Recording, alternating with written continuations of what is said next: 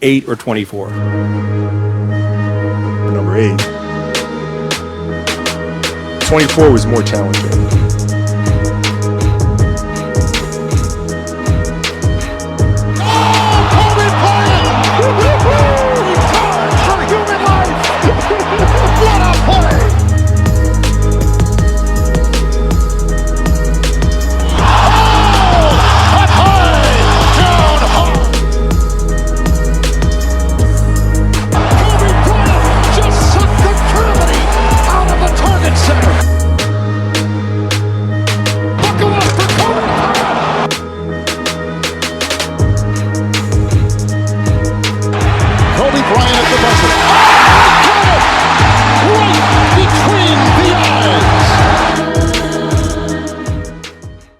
It's Monday, so that means 3 things. 1, I'm not your MCM. 2, it's a Mamba Monday. And 3, it's time for the 24 podcast. How you guys doing? I'm your host, the product of Power's Environment, the Paul Chuck Paul. Episode 228. It wasn't me. Caught me on the counter. It wasn't me. Caught me at a Coldplay concert. Yeah, it was you, nigga. Oh man, we can get to all that shit. How you guys doing? Hope you guys enjoyed your week. I hope you guys enjoyed your weekend. We're gonna talk about this Coldplay kiss cam situation. But first, I gotta deliver some sad news. Earlier today, we found out that Malcolm-Jamal Warner passed away. Yes, the man who played Theo on the Cosby Show passed away today. At the age of 54, he was on a family vacation in Costa Rica when he was caught in a powerful current off the coast of Coastless Beach in Limon. His official cause of death has been confirmed as asphyxia. God damn, man. R.I.P. to him. Prayers out to his family and his loved ones. That's a crazy way to go out, dog. Like, I didn't have that shit on my bingo card either. My lady was saying all day today that she had it on her bingo card. Me neither. Like one of the last things I thought I would be hearing right now. We all know he made his name playing the son of Dr. Heathcliff Huxtable on the Cosby Show. Some of you might know him from playing Malcolm alongside Eddie Griffin on the show Malcolm and Eddie, which was a funny ass show too.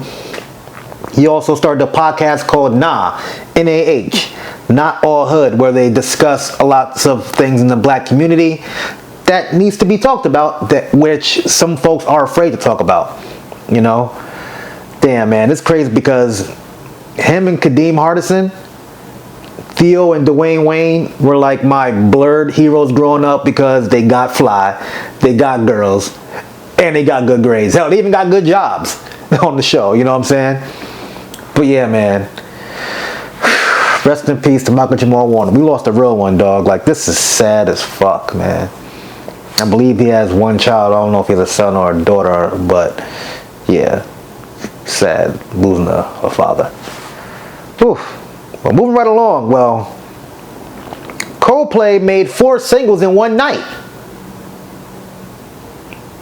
Get it? Because the couples, the two in the picture, they both are married and they about to split for whatever, man. Look, so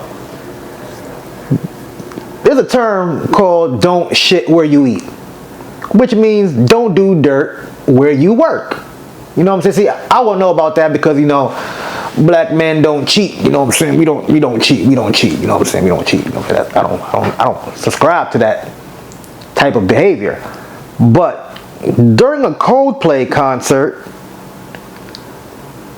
this happened. Yeah. Oh, look at these two. All right, come on. You're okay? Oh, what? Either they're having an affair or they're just very shy. I'm not quite sure. They were indeed having an affair. Allegedly. First off, the man in this video, his name is Andy Byron. The woman in this video is Kristin Cabot. Both married, both work for the AI company Astronomer. Now, before I do my deep dive, what they should have done was just start play fighting or something like that. Joke around with it. Because honestly, They're still not doing anything. They're just hugged up. Yes, it sounds fucked up. But if they were going to, if this was a criminal case, that's not proving anything still. Unless you would see text messages and things of that nature. But still, you know. But let me get into my deep dive now. Andy Byron is CEO of an AI company called Astronomer, and the woman he's hugged up with in this picture, Kristin Cabot, is head of HR for the company. He had hired her, I think, late last year, matter of fact. Yeah, I guess she just wasn't doing HR work. She was probably doing a little twerk and jerk. I don't know, man. But it's been the talk of the town. Since Friday, there's been memes. It's been on the cover of the New York Post 2 times. Like, god damn, do we really need to see this shit on the Post? On the news? Like, there's so many hugged up memes now. Like, I'm not going to get into every single one of them. I'm not going to get into all of them at all. Because I see a bigger problem here. Why isn't Kristin getting no backlash? Just a man. He even put out a statement. Hell, let me read it for you. I want to acknowledge the moment that's been circulating online and the disappointment it's caused. What was supposed to be a night of music and joy turned into a deeply personal mistake playing out on a very public stage. I want to sincerely apologize to my wife, my family, and the team at Astronomer. You deserve better from me as a partner, as a father, and as a leader. This is not who I want to be or how I want to represent the company I helped build. I'm taking time to reflect, to take accountability, and to figure out the next steps, personally and professionally. I ask for privacy as I navigate that process. Here where it gets funny. I also want to express how troubling it is that what should have been a private moment became public without my consent. I respect artists and entertainers, but I hope we can all think more deeply about the impact of turning someone else's life into a spectacle. As a friend once said, lights will guide you home, they ignite your bones, and now we'll try to fix you. Andy. Interesting. Then, a few days later, Astronomer put out this statement. As stated previously, Astronomer is committed to the values and culture that have guided us since our founding. Our leaders are expected to set the standard in both conduct and accountability, and recently, that standard was not met. Andy Byron has tendered his resignation, and the board of directors has accepted. The board will begin a search for our next chief executive as co-founder and chief product officer Pete DeJoy continues to serve as interim CEO. Before this week, we were known as pioneer in the data ops space, helping data teams power everything from modern analytics to production AI. While awareness of our company may have changed overnight, our product and our work for our customers have not. We're continuing to do what we do best, helping our customers with their toughest data and AI problems. Damn. This dude been making statements all week, but where's Kristin's statement? You head of HR, you should know better. Because he can't have an affair unless you okay it.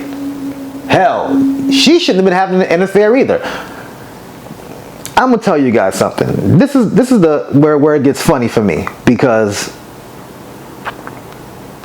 you're seeing the double standard play out in front of everybody right now.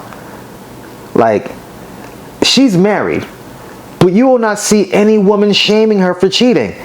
They only hate Andy for the same crime that his wife committed. And I bet they want Andy's wife to take everything from him. The house, the car, the dog, the property.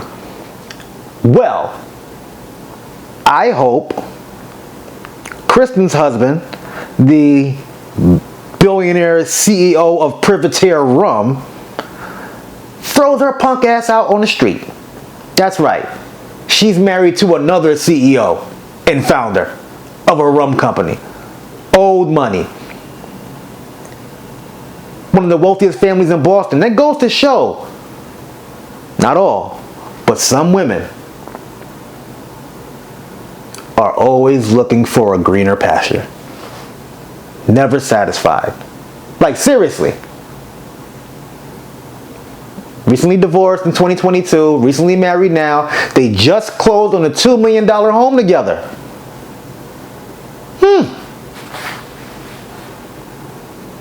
Someone show me the accountability. And she still wasn't happy. Where's her statement at? And again, they both made it hot. And why would you go to a fucking Coldplay concert? Seriously, why are y'all going on public dates? Rule number 1, you never embarrass your spouse. Never. But damn, man, what do y'all think about this nasty situation? Sheesh. I say all the time, man, people get horny and just throw their lives away. God damn. And speaking of horny, Shannon Sharpe case has been dismissed. That's right. The case between him and the alleged Jane Doe, Gabriella Zuniga, even put out a statement. Today I've decided to retire from OnlyFans. Thank you for the incredible support you've shown me over the past few years. This community has given me a life I could have never imagined. I'll still be active on social media and have several new projects in the works that I can wait to share. I'm truly excited for this next chapter. I love you all forever and ever. This chick acting like she just retired from the NBA or something. Like, what? You're retiring from showing your pussy in your asshole? Seriously? And then she later deleted this post. Shannon Sharpe, I hope you're listening and I hope you're watching. Pay attention, dog. Leave these young hoes alone. If you want an actual sex worker to do all that freaky shit, get you a porn girl. They literally get paid to do that kind of shit. Yeah, man. Oh, my goodness. Moving right along to some more tidbits. 50 Cent is suing his other baby mama, his first one, Shanika Thompson, because she was attempting to write a tell-all book, but she forgot she sold her life rights to 50 Cent for $80,000 back in 2007. And he's suing her for $1 million that he knows that she doesn't have. Yeah. She played with the wrong one. Oh, some more pettiness. Well, I wouldn't even say pettiness. Some realness. Shaq was on the podcast, and he pretty much let it be known that he wasn't feeling RG3. So, you guys may know him as RG3. I call him Pusha T's corny little brother that he doesn't bring around. Yes, Robert Griffin III, aka Bob, retweeted a tweet from somebody who posted a monkey in an Angel Reese jersey. Bob had this to say: alright, this got to stop. There is no place for racism in this world. Whether you like a player or not, Angel Reese should never be called or depicted as a monkey. I've been quiet on the Angel Reese front because she shared the video that aided in my wife, kids, family, and friends receiving death threats of physical harm to my family and friends, and threats of sexual violence to my children on social media and beyond. That would never be okay with me. I never attacked her or her family when I stated and backed up with clear basketball evidence that Angel Reese hates Caitlin Clark. It's sports. Everybody won't like each other. People in Angel's inner circle called me and told me I was right. And Angel Reese has grown to hate Caitlin Clark because of the media always asking her about Caitlin and being constantly compared to her. Some people made it about race, but I never did and never will. Instead of becoming the villain in anyone's story, I decided to just not. All that being said, Angel Reese or any black man or woman should never be called or depicted as a monkey ever. Stop it. If you hate Angel Reese because she is black, you are the problem. If you hate Angel Reese because you are a Caitlin Clark fan, don't turn it racial.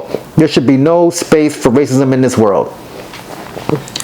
Yeah, mouthful of bullshit. Also, Angel Reese called out Bob Griffin III and said no one from my camp hit you up at all. No. Well, this is what Shaq had to say. Oh, speaking of man, RG3, tweet another monkey post about my girl Angel Reese. I'm punching your fucking face. Okay? It's enough. Like, I don't usually do stuff like this, but just stop it, bro. You got your job, you got your podcast, leave my Angel Reese alone. I'm the one calling her and telling her not to respond. Fucking stop it. That's the last time. Okay? Thank you. It's not real hate. If you look around what's going on in this real country, that's hate. This is sports. I'm not supposed to like you. It's a shame that all the stuff you did in your life, you're going to be remembered for your podcast. You're going to be remembered for your podcast. That should tell you you're not that fucking great. I don't want to be remembered for Shaq's Bit podcast. I do not. Like, leave those girls alone. You already spoke on it. Let it go. So what? He hates her. So fucking what? I hate you now for messing with her. Now what? Say something about me. But she's not going to respond because I'm the one calling her and be like, baby, keep it classy. Because she's not soft by any means. You're from the streets. Like, you're beautiful. Don't indulge with these fools because he's a fool. You don't even have G14 classification to say that. I would respect it more if Lisa Leslie said it. Like, that's your category. Stay out of them people's category. Okay, you're sports, whatever you do, you talk about sports, but bro, you don't need to be going deep. Y'all can go deep. Y'all are females. Y'all understand what that's like. If he hates her, so what? Mind your business. Like, I don't mind you doing your job saying anyone, but don't pick on that little girl. Because guess what? I'm her protector. Now pick on me. You pick on me, I'm going to punch you in your fucking face. Interesting. So it brings us back about 15 years ago when Rob Parker was on First Take back in the day. And he had this to say about Bob Griffin III. Great honest question. Is he or is he a cornball brother? What does that mean? Yeah, explain that. Well, he's not really. Okay, he's black, he kind of does the thing, but he's not really down with the cause. He's not one of us. He's kind of black, he's in the, but he's not really like the guy you really want to hang out with because he's off to something. We all know he has a white fiance, and there was all this talk about he's a Republican, which there's no information at all. I'm just trying to dig deeper. What do RG3's braids say to you? Now that's different because to me, that's very urban and makes you feel like, I think he would have a clean cut if he was more straight laced or not. Like, wearing braids is, you're a brother. You're a brother. Okay. Yeah. RG3 is still a cornball brother. You know what I'm saying? Like, RG3 is what Russell Wilson would be if he never married Sierra. People forget that, like, there was that one time there was at the children's hospital and he was like, all lives matter, and Sierra gave him that look and he was like, yeah, black lives matter.